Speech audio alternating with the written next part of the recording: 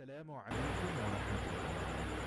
ঘরে যদি কোনো জিনের অস্তিত্ব বিদ্যমান থাকে, তবে তার সাথে মোকাবেলা করার মতো শক্তি আল্লাহ তাআলা বেড়ালকে দিয়েছেন। বেড়ালটি জিনের সাথে থাকা নেগেটিভ এনার্জিগুলোকেও শোষণ করে ফেলতে পারে। শুধু তাই নয়, বেড়ালের শরীরে আল্লাহ এমন একটি ব্যাকটেরিয়া দিয়েছেন যা কিনা আমাদের আশেপাশে থাকা সব ধরনের নেগেটিভ এনার্জিকে শোষণ করে নেয়।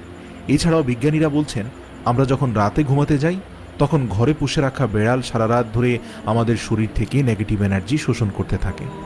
আল্লাহ রাব্বুল আলামিন বেড়ালের মাঝে কিছু বৈশিষ্ট্য দিয়েছেন, যার কারণে এমন সুন্দর একটি মাখলুক আমাদের রোজকার জীবনের অংশ হয়ে উঠেছে।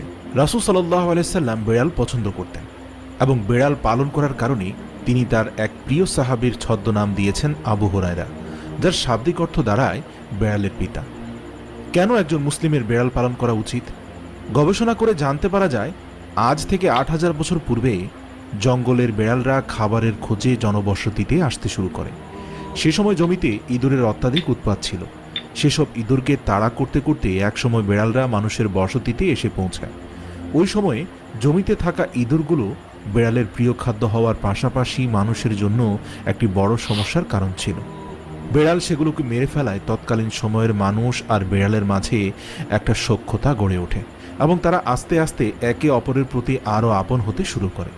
বর্তমান বিশ্বে পোষা প্রাণীর তালিকায় বেড়াল ১ নম্বরে অবস্থান করছে। রাসূল সাল্লাল্লাহু আলাইহি সাল্লাম ইরশাদ করেছেন, শুধুমাত্র বেড়ালকে কষ্ট দেওয়ার কারণে এক বনী ইসরায়েলের নারীকে কবরে আযাব দেওয়া হয়। মহিলাকে আযাব দেওয়া হয় কারণ বেড়ালটিকে বন্দী করে রাখা অবস্থায় সেই মহিলা বেড়ালটিকে পানাহার করতে দেয়নি, তাকে কোনো খাবারও খেতে দেয়নি, যার কারণে বেড়ালটি মারা যায় এবং এর ফলে তার কবরের শাস্তি নেমে আসে। সহিহ বুখারী হাদিস নম্বর ৩৪৮২। রাসূল সাল্লাল্লাহু আলাইহি সাল্লাম ইরশাদ করেন, বেড়াল সর্বদা নাপাক বস্তু হতে দূরে থাকার চেষ্টা করে। বেড়াল হচ্ছে এমন এক প্রাণী যে কিনা মানুষের আশপাশে ঘুরতে পছন্দ করে। আমাদের প্রিয় নবী সাল্লাল্লাহু আলাইহি সাল্লাম বেড়ালের সাথে অত্যন্ত ভালো আচরণ করতেন। তাই আমাদেরও উচিত রাসূল সাল্লাল্লাহু আলাইহি সাল্লামের প্রদর্শিত পথে চলা এবং বেড়ালের সাথে সুন্দর আচরণ করা।